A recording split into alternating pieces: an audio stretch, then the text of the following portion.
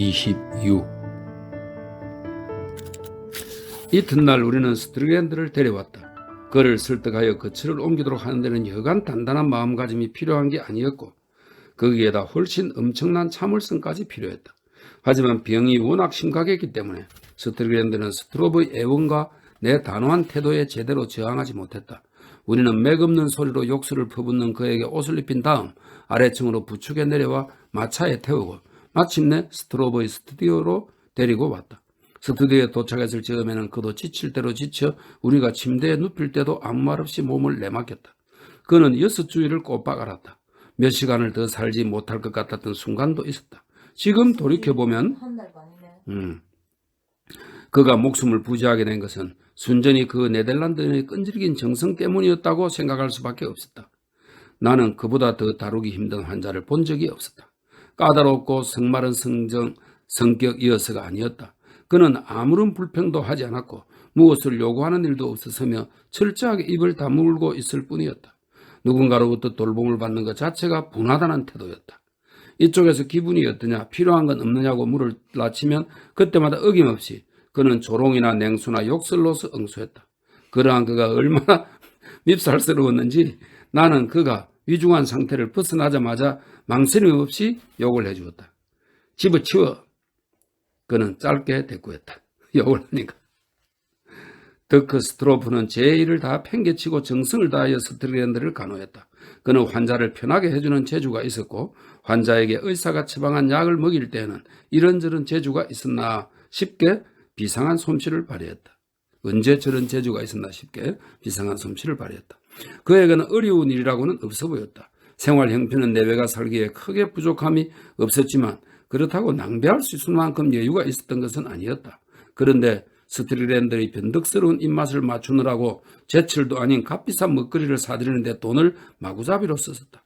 영양가 있는 음식을 먹이려고 스트리랜드를 달래던 그의 사려 깊은 참을성을 나는 두고두고 잊지 못할 것이다. 스트리랜드가 무리하게 굴어도 그는 화를 내는 법이 없었다. 상대가 시무룩해 있을 때는 모르는 척했다. 성깔을 부리면 킬킬 웃고 말았다. 스트리랜드가 얼마간 회복된 뒤 기분이 좋을 때 재미삼아 자기를 놀리려고 하면 그는 일부러 바보 같은 짓을 하여 그의 놀림을 받으려고 했다. 그런 때면 그는 내게 흐뭇한 눈길을 던지곤 했다. 마치 나더러 환자의 건강이 얼마나 좋아졌는지 보라는 투였다. 스트로브는 정말이지 대단한 사람이었다. 하지만 무엇보다 놀라웠던 것은 그의 아내 블란치였다. 그녀는 유능할 뿐 아니라 헌신적인 간호사 역할을 해냈다. 어디를 보아도 스트리랜드를 데리고 오겠다는 남편의 뜻을 그처럼 맹렬하게 반대했던 흔적을 발견할 수 없었다. 환자에게 필요한 일로 자기가 할 수 있는 일이면 무엇이든 하겠다고 고집을 부렸다. 침대의 위치를 조정하여 환자가 불편하지 않게 시트를 깔 수 있도록 했다. 환자의 몸도 씻겨주었다. 내가 그녀에게 솜씨를 칭찬하는 말을 했더니 명랑한 미소를 가볍게 띠면서 한때 병원에 근무한 적이 있었노라고 했다. 스트리랜드를 맹렬하게 싫어했던 흔적을 정말이지 어디에서도 찾아볼 수 없었다. 환자와 말을 많이 주고받지는 않았지만 환자가 원하는 것을 미리 재빠르게 알아차렸다. 첫 보름과는 환자 곁에 사람이 밤새도록 붙어 있어야 했는데 그녀는 남편과 번갈아 그 일을 맡았다. 나는 그녀가 캄캄한 어둠 속에서 밤새도록 환자 곁에 앉아 도대체 무슨 생각을 했을까 궁금했다. 스트리랜드는 무시무시한 모습으로 침대에 누워 있었다. 전보다 훨씬 수척해진 채 붉은 턱수염을 더부룩하게 기르고 벌겋게 열이 오른 눈으로 허공을 노려보고 있었다. 병 때문에 더 커진 두 눈이 이상한 광채마저 띄고 있었다. 그 사람 밤에 무슨 얘기라도 걸던가요? 한 번은 내가 그녀에게 물어보았다. 아니요, 전혀요. 지금도 그 사람이 전처럼 싫으신가요? 그래요, 지금은 더 싫어요. 그녀는 차분한 회색 눈으로 나를 바라보았다. 그 표정이 얼마나 평온한지 이 여자가 내게 보았던 그 엄청나게 격정적인 여자였다는 게 내가 보았던 그 엄청나게 격정적인 여자였다는 게 좀처럼 믿어지지 않았다. 돌봐주고 고맙다는 말이라도 하던가요? 천만에요. 그녀는 미소 지었다. 정말 매정한 사람이군요. 정말 지긋지긋한 사람이에요. 물론 스트로브는 아내의 태도에 무척 흐뭇해했다. 자기가 떠맡긴 힘든 일에 온 정성을 쏟아붓는 아내에게 그는 고마움을 다 표현하지 못하고 있었다. 다만 아내와 스트리랜드 사이의 행동에 대해서는 약간 어리둥절해했다. 자네 아나? 이 사람들이 몇 시간이고 같이 앉아 있으면서도 서로 말 한마디 하지 않는다니까. 한 번은 이런 일이 있었다. 스트리랜드도 상태가 퍽 좋아져서 하루 이틀이면 일어날 수 있을 것 같았다. 나는 그들과 함께 스튜디오에 앉아 있었다. 덕크와 나는 이야기를 나누고 스트로브 부인은 바느질을 했다. 그녀가 입는 것은 아무래도 스트리랜드의 셔츠 같았다. 스트리랜드는 들어 누워 있었는데 아무 말도 하지 않았다. 우연히 보니 블란치를 빤히 응시하고 있다. 눈길에 묘한 냉소가 담겨 있었다. 시선을 느꼈는지 여자는 얼굴을 들었다. 한동안 두 사람은 서로를 물끄러미 바라보았다. 그때 그녀의 표정은 나는 정말 이해할 수 없었다. 야릇한 당혹스러움이랄까? 아니면 두려움 같은 것이 두 눈에 배어 있었다. 스트리랜드는 곧 고개를 돌리고 천장을 이곳저곳 멀거니 바라보았다. 여자는 마냥 그를 빤히 바라보았다. 그 눈길에는 참으로 설명하기 힘든 표정이 담겨 있었다. 그러고 난 지 2, 3일 후에 스트리랜드는 겨우 자리에서 일어났다. 남아있는 것이라고는 뼈와 살가죽뿐이었다. 옷을 입은 모습이 헛수아비에 누더기를 걸쳐놓은 꼴이었다. 덥수룩한 턱수염에 길게 자란 머리칼, 늘 실제보다 커 보이던 이목구비가 앓고 난 뒤엔 더욱 두드러져 기이한 모습으로 보였다. 어찌나 기이한지 못나 보이지도 않을 지경이었다. 그는 못생겼지만 어쩐지 범상치 않은 데가 있었다. 그가 주는 인상을 무엇라고 표현해야 정확할지 모르겠다. 육체의 휘장은 속이 비쳐 보일 듯이 투명했지만 분명하게 보이는 그것이 딱히 영성이라고 할 수 있는 것은 아니었다. 얼굴에는 야수적인 관능이 어려 있었다. 하지만 말이 안 되는 것 같기는 해도 그의 관능석은 야릇하게 영성이 어려 있는 듯했다. 그에게는 어딘지 원시성 같은 것이 있었다. 그리스인들이 목신 사시로스처럼 반인반수의 형상으로 의인화했던 자연의 불가해한 힘들을 그도 함께 나누어 가지고 있었던 것일까? 감히 신과 대적하여 노래 실력을 기르려고 했다가 신으로부터 산채로 껍질이 벗겨지는 벌을 당한 마르시아스가 떠올랐다. 스트리랜드도 신비로운 화음과 아무도 시도해 본 적이 없는 양식을 가슴에 품었던 것일까? 이 사람도 고통과 절망의 종말을 맞이할 것 같은 예감이 들었다. 또다시 귀신에 홀린 사람이라고는 이라는 생각이 들었다. 하지만 앞뒤에 씌었다고는 할 수 없었다. 그를 홀린 귀신은 선악이 존재하기 이전에 있었던 원시적인 힘이었을 테니까. 그는 아직 기운을 회복하지 못해 그림을 그리지 못했다. 그래서 스튜디오에 그냥 말없이 앉아 무언가를 골똘히 생각하거나 책을 읽었다. 그는 이상한 책들만 좋아했다. 가끔 말라르메의 시집을 열심히 읽는 모습이 눈에 띄었는데 마치 어린애들이 이 책을 읽을 때처럼 입을 우물거리며 단어 하나하나를 읽었다. 그 섬세한 운율과 난해한 구절에서 그가 도대체 어떤 신기한 감정을 느꼈던 것일까? 때로는 가보리오의 탐정소설에 빠진 모습이 눈에 띄기도 했다. 책을 선택하는 데서도 그의 환상적인 성격이 가진 부조화스러운 면이 재미있게 드러나는데 내게는 그 점이 흥미로웠다. 몸이 약간 허약한 상태였는데도 조금도 편하게 있지 않으려고 한다는 점도 기이했다. 스트로브는 편한 것을 좋아해서 스튜디오에 푹신한 안락의자 2개와 커다란 소파 하나를 두고 있었다. 스트리랜드는 그것들 근처에도 가려고 하지도 않았다. 그렇다고 금욕적인 것을 좋아해서 그러는 것도 아니었다. 한 번은 내가 스튜디오에 들어가니 그는 다른 사람이 없는데도 3발 달린 등없는 의자에 앉아 있었다. 아무튼 안락의자에는 앉기 싫다는 것뿐이었다. 앉아야 할 일이 있다면 한사코 팔걸이 없는 부의자에 앉으려고 했다. 그것을 보면 분통이 터지기도 했다. 자신이 주변에 대해 그처럼 철저히 무관심한 사람이 있을 수 있을까? 27. 2, 3주일이 지났다. 어느 날 아침 나는 하던 일이 잘 안 풀려 아무래도 하루쯤 쉬어야겠다고 생각하고 루브르 박물관에 갔다. 나는 이방저방을 돌아다니며 이미 잘 알고 있는 그림들을 구경하면서 그림들이 일으키는 감정에 따라 멋대로 공상에 빠져보았다. 그렇게 긴 화랑을 어슬렁거리는데 문득 스트로브가 눈에 띄었다. 그의 모습을 보니 절로 웃음이 나왔다. 살찐 사람이 깜짝 놀란 표정을 짓는 것을 보니 웃음을 참을 수 없었다. 가까이 다가가니 얼굴에 수심이 가득한데 그 표정이 기이하다. 슬픔에 차 있으면서도 한편으론 우스꽝스럽다. 마치 옷을 입은 채 물에 빠져 죽을 뻔했다가 간신히 구조된 사람이 아직도 무서움에 떨면서 자기 꼴이 바보처럼 보이리라 생각할 때의 표정 같다고나 할까? 그는 돌아서서 나를 빤히 바라보았는데 보긴 보면서도 나를 알아보지 못했다. 안경 너머로 그의 둥글고 푸른 눈에 괴로운 표정이 어려 있었다. 스트로브! 내가 그를 불렀다. 그는 움찔 놀라더니 미소를 지어 보였다. 하지만 미소에는 슬픔이 깃들여 있었다. 왜 그렇게 처량한 꼴로 어슬렁거리고 있나 그래? 나는 명랑하게 물었다. 루브르에 와본 지도 오래되어서 뭐 새로운 거리나 없나 하고 와봤지. 이번 주일에 그림 하나 완성해야 한다고 하지 않았나? 스트릭랜드가 내 스튜디오를 쓰고 있거든. 그래? 내가 그러라고 했네. 그 사람이 아직 기력이 없어 자기 집에 돌아가지 못할 형편이라서 내 스튜디오 정도면 두 사람이 작업할 수 있을 것 같아서 말일세. 스튜디오를 같이 쓰는 사람들이 라텐구에 어디 한두 사람인가? 이 라텐구가 파리의 셴강 저 안쪽의 지역으로 학생들과 예술가들이 많이 사는 곳이랍니다. 라텐구에 어디 한두 사람인가? 같이 작업하면 재밌을 것 같았지. 평소에도 그런 생각을 했었네. 일하다가 지루할 때 옆에 누가 있어 말을 나눌 수 있다면 좋겠다고 말이야. 그는 아주 느릿느릿하게 말했다. 한마디씩 할 때마다 어색하게 말을 중단했다가 다시 잊곤 했는데 그러면서도 줄곧 그는 다정하게 바보 같은 눈으로 나를 빤히 바라보았다. 두 눈에는 눈물이 가득 어려 있었다. 난 아무래도 모르겠는걸. 스트리랜드는 옆에 누가 있으면 일을 못하는 사람 아닌가?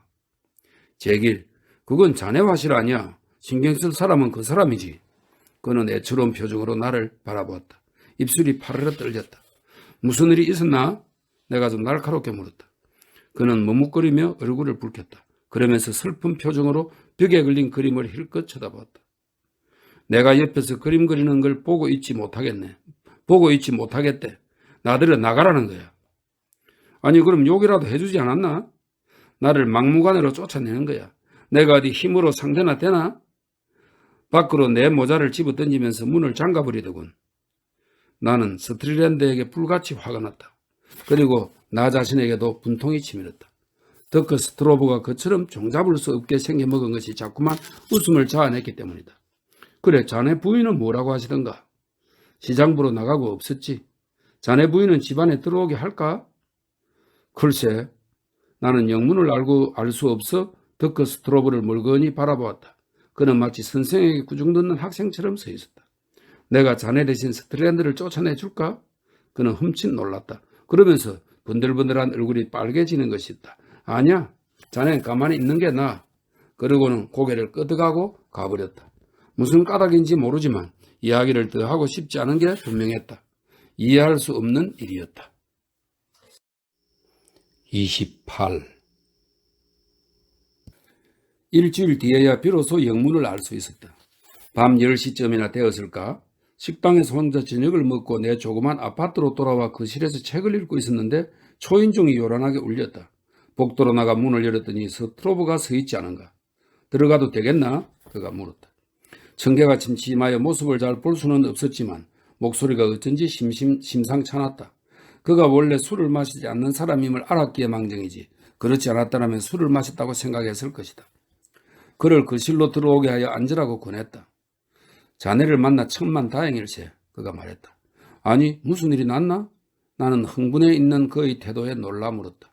이제 그의 모습은 자세히 볼 수 있었다. 평소에 말끔하던 사람이 옷 입은 꼴이 말이 아니었다. 갑자기 거지꼴이 되어 있었다. 아무래도 술을 마신 게 틀림없다고 생각하고 나는 빙긋 웃었다. 그러고는 그의 행색을 놀려줄 셈으로 막 입을 열 참이었다. 갈 데가 있어야지. 그가 불쑥 말했다. 아까 왔다 갔는데 자네가 없더군. 저녁을 늦게 먹고 들어갔네. 내 짐작이 틀렸다는 생각이 들었다. 이 사람을 이처럼 다 죽어가는 꼴로 만들어 놓은 것은 술이 아니었다. 늘 불그레하던 얼굴이 오늘은 이상한 색으로 변해 있다. 손마저 부들부들 떨고 있다. 무슨 일이 있었나? 아내가 나가버렸네. 그 말을 그는 간신히 했다. 숨을 헐떡거리는가 싶더니 그의 퉁퉁한 볼리로 눈물이 주르르 흘러내린다. 나는 뭐라고 해야 좋을지 알 수 없었다. 퍼뜩 이런 생각이 떠올랐다. 그의 아내가 스트리랜드에게 죽자 사자 빠져있는 남편의 꼴을 더 이상 참지 못한 데다 스트리랜드의 냉소적인 행동을 더는 견딜 수 없게 되자 당장 그 사람을 내보내자고 떼를 쓰지 않았을까 하는 것이었다. 평소에는 침착하지만 그녀도 성깔이 있는 여자라 남편이 말을 들어주지 않았다면 다시는 돌아오지 않겠노라고 소리치면서 얼마든지 화실을 뛰쳐나가고도 남았을 것이다. 하지만 이 자그마한 사내가 너무 침통해 있는 바람에 나는 차마 웃기도 어려웠다. 여보게, 너무 상심 말게 돌아올 거야. 여자가 홧김에 한 말을 곧이곧대로 알아들으면 되나? 자넨 몰라. 이 여자가 스트리랜드를 좋아한단 말이야. 뭐라고? 나는 깜짝 놀랐다. 하지만 다시 생각해보니 그건 말도 안 되는 소리임을 금방 알 수 있었다. 이런 어리석은 친구, 설마 그자에게 질투가 나서 그러는 건 아니겠지? 나는 웃음이 나올 뻔했다. 자네도 잘 알잖나. 부인이 그자의 꼴을 보기 싫어한다는 걸. 자넨 몰라. 그는 신음하듯 말했다. 이건 돌아도 아주 단단히 돌았군. 나는 약간 짜증이 났다. 위스키 소다를 한 잔 주지. 좀 나아질 걸세. 인간은 자신을 괴롭히려고 별의별 재간을 다 부린다는 생각이 들었다. 무슨 이유에서인지 모르지만 더 크는 아내가 스트리랜드를 좋아한다고 착각한 나머지 아내에게 기분 상하는 말을 했을 것이다. 그런 실수를 얼마나 잘하는 사람인가. 그러자 여자는 남편의 화를 돋우려고 일부러 더 의심살 만한 말을 했을 게 틀림없다. 이봐, 내가 말했다. 자네 스튜디오로 가보세. 자네가 또 바보 같은 억측을 했다면 자네는 내게 망신을 당하는 거야. 내가 보기에 자네 부인은 그런 나쁜 생각을 품을 사람이 아니야. 내가 어찌 돌아간단 말인가? 그는 지친 듯이 말했다. 두 사람이 거기 있는데 내가 두 사람한테 스튜디오를 넘겨주고 왔단 말이야. 그럼 부인이 도망간 게 아니로군. 자네가 부인을 버린 게 아닌가. 제발 그런 식으로 말하지 말게. 그래도 나는 그를 진지하게 받아들일 수 없었다. 잠시 그의 말이 고지 들리지 않았기 때문이다. 하지만 그의 모습이 비참한 건 사실이었다. 좋아. 아무튼 그 이야기를 하러 왔을 테니 자초지종을 자세히 이야기해보게. 오늘 오후에는 정말 더는 참을 수 없어서 말일세. 스트리랜드에 가서 말했네. 이제 웬만큼 나은 것 같으니 집으로 돌아가라고 말이야. 내가 스튜디오를 사용해야겠다고 했어. 스트리랜드 같은 사람이 아니라면 그런 말은 할 필요가 없었겠지. 그래 뭐라든가. 잠깐 웃더군. 자네도 그자가 어떻게 웃는지 알잖아. 좋아서 웃는 게 아니고 상대방을 완전히 깔보면서 웃는 거 말이야. 당장 나가겠다고 하더군. 그러고는 짐을 싸기 시작하더라고. 자네도 기억하겠지만 그 사람을 데려올 때 필요하겠다 싶은 물건들을 우리 집으로 가져오지 않았나? 이 친구가 아내에게 물건을 싸겠다고 종이와 끈을 좀 달라고 하더라고. 스트로브는 말을 멈추고 가쁘게 숨을 쉬었다. 나는 이 친구가 금방이라도 기절할 것 같은 생각이 들었다. 그에게서 이런 이야기를 들으려고는 꿈에도 생각지 못한 일이었다. 아내의 얼굴이 하얗게 질려있지 않았겠나. 아무튼 포장지와 끈을 가지고 왔어. 그 작자는 아무 말도 안 터군. 짐을 다 꾸리고 나서는 휘파람까지 한국적 불더란 말이야. 우리 따위는 안중에도 없다는 식이야. 눈에는 잔뜩 이죽거리는 웃음기를 담고 말이지. 참 마음이 무겁더군. 꼭 무슨 일이 벌어질 것만 같았네. 내가 공연한 말을 했다 싶은 생각이 들기까지 했어. 그자가 모자를 찾는 중이었어. 아내가 불쑥 이렇게 말하지 않겠나. 여보, 저는 이분을 따라가겠어요. 당신과는 이제 더 이상 같이 살 수 없어요. 라고 말이야.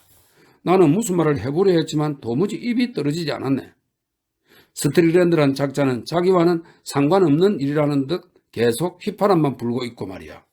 무슨 이런 일이 있나. 스트로브는 다시 말을 끊고 얼굴을 닦았다.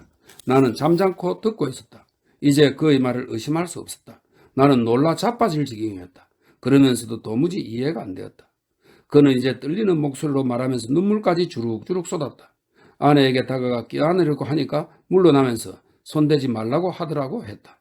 그래서 아내에게 제발 자기를 떠나지 말라고 간청하면서 자기가 그녀를 얼마나 열렬히 사랑하는지 아느냐, 지금까지 그녀를 위해 얼마나 헌신해 왔는지 한번 생각해 보라고 했다는 것이다.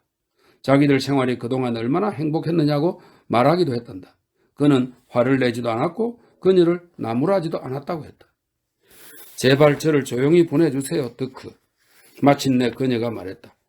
모르시겠어요? 제가 스트리랜드 씨를 사랑한다는 것을. 저희가 어디로 가든 전 저희를 따라갈 거예요.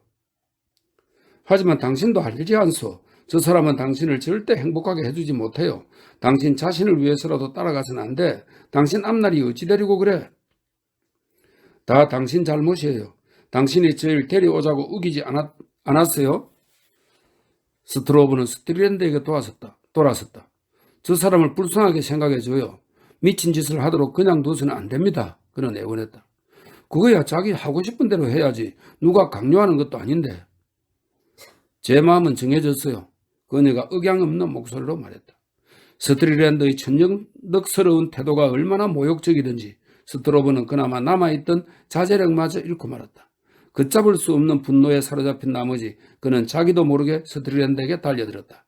갑작스러운 공격을 받고 스트리랜드는 잠시 비틀거렸지만 병을 앓기 내서도 워낙 억센 사람이었다. 스트로브는 무엇가 어떻게 된 것인지도 모른 채 금방 땅바닥에 나가 떨어져 있었다.